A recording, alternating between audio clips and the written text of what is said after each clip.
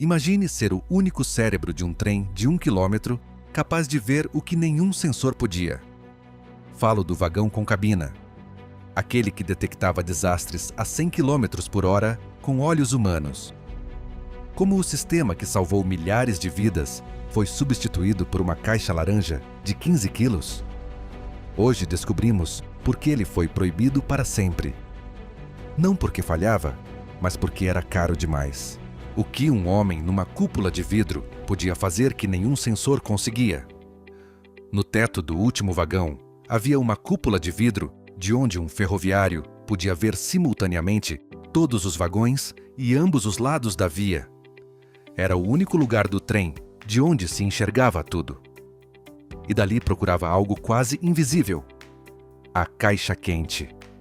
Um rolamento sem lubrificação começava a derreter por fricção e soltava uma fina fumaça azulada. Se não fosse detectado a tempo, a roda travava. E um trem, com uma roda travada naquela velocidade, acabava descarrilando. Mas ele não vigiava apenas incêndios, também observava a carga e escutava. Um rangido específico na linha de freios podia avisá-lo de um problema antes que qualquer instrumento reagisse. Um homem. Uma cúpula de vidro. Décadas de experiência interpretando sons, fumaça e vibrações. Mas ele tinha um problema. Estava no último vagão e o maquinista no primeiro. E entre eles havia mais de 1 quilômetro de aço em movimento. O idioma que inventaram para se comunicar através de 1 quilômetro de aço. O barulho das rodas tornava impossível a comunicação aos gritos. Então, os ferroviários criaram sua própria linguagem. À noite, usavam lanternas de querosene. Um movimento vertical significava avançar.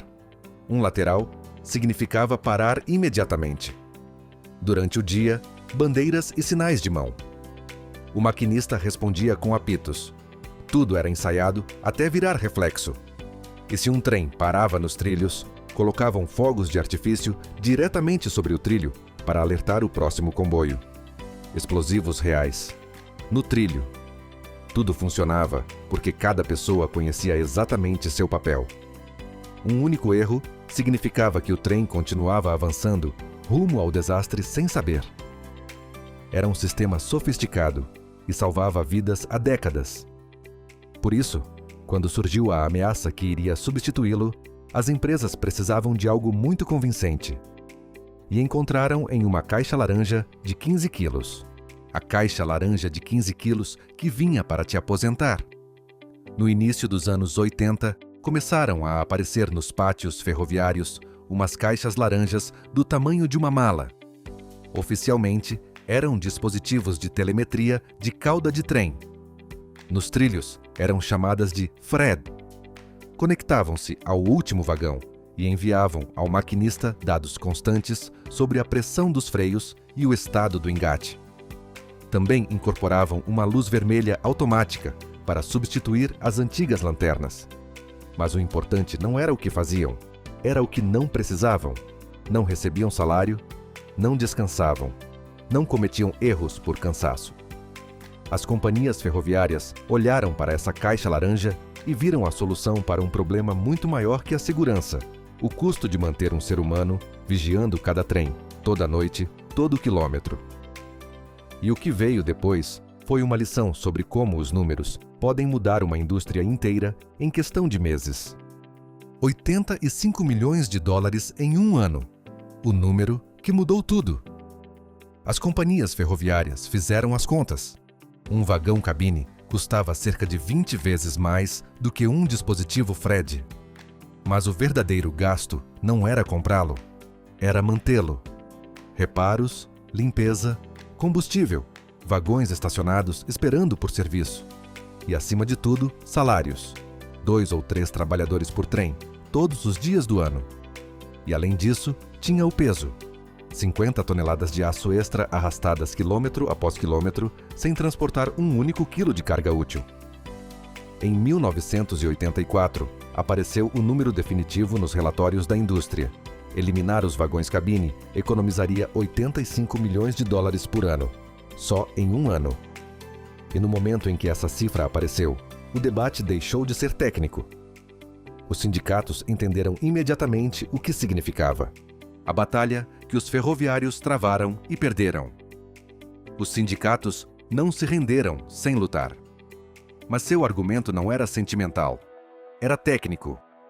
Um sensor podia medir a pressão dos freios, mas não cheirar óleo queimado, detectar uma faísca sob um vagão ou reconhecer um ruído estranho antes que surgisse um problema. Nas comissões governamentais, ferroviários veteranos contaram casos reais, incêndios detectados a tempo, encaixes quebrados identificados pelo som e cargas deslocadas que nenhum sensor teria registrado. As empresas ouviam e depois mostravam gráficos de precisão eletrônica e redução de custos. Houve meses de litígios e protestos. Mas quando os advogados corporativos descreveram o vagão-cabine como uma relíquia obsoleta que atrasava o progresso, o governo deu razão a eles. Os sindicatos perderam, sem escândalo, sem grande manchete, apenas assinaturas em documentos oficiais que transformaram décadas de experiência humana em um custo operacional desnecessário. 2019. O que aconteceu quando a bateria do trem desligou? Em 2019, um trem de carga perdeu o sinal do seu dispositivo de telemetria porque a bateria se esgotou no meio do percurso. Durante mais de uma hora, o maquinista não teve informações sobre o estado da parte traseira do trem. Apenas silêncio. Se o engate tivesse se rompido naquele momento, os últimos vagões teriam começado a rolar para trás sem controle, sem alertas, sem ninguém para colocar um petardo sobre o trilho. O maquinista teria descoberto tarde demais.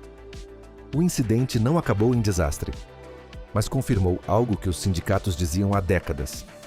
O sistema não tem um suporte real diante de uma perda total de energia e também não pode detectar incêndios ou rolamentos superaquecidos até que seja tarde demais. Porque um sensor pode medir a pressão dos freios, mas não pode ver fumaça azulada saindo debaixo do vagão 47. Um homem em uma cúpula de vidro podia. Os países que disseram não. E o que isso nos diz?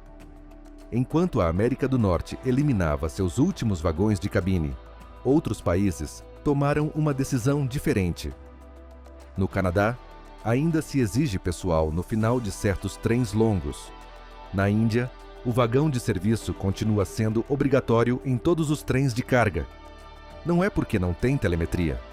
Eles têm. A diferença é outra.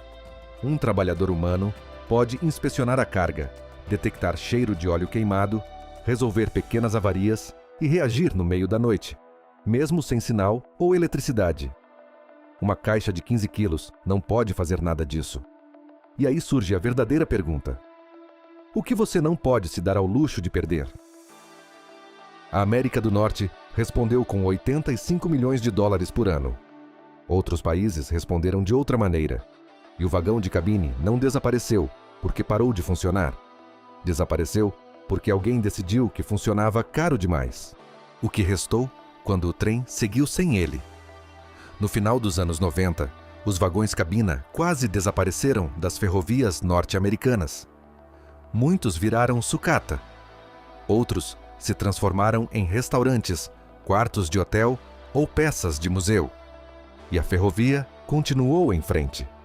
Os trens se tornaram mais longos, mais leves e mais lucrativos. Mas toda vez que um sensor não detecta a fumaça azulada sob um vagão, o debate que os sindicatos perderam em 1984 é reaberto. Porque esta não é apenas uma história de trens. É uma história sobre o que acontece quando uma indústria decide que décadas de experiência humana valem menos do que uma caixa de baterias. E o desconfortável é que essa mesma discussão está começando agora em muitos outros setores do transporte. O canal continua em funcionamento e há muito mais para contar.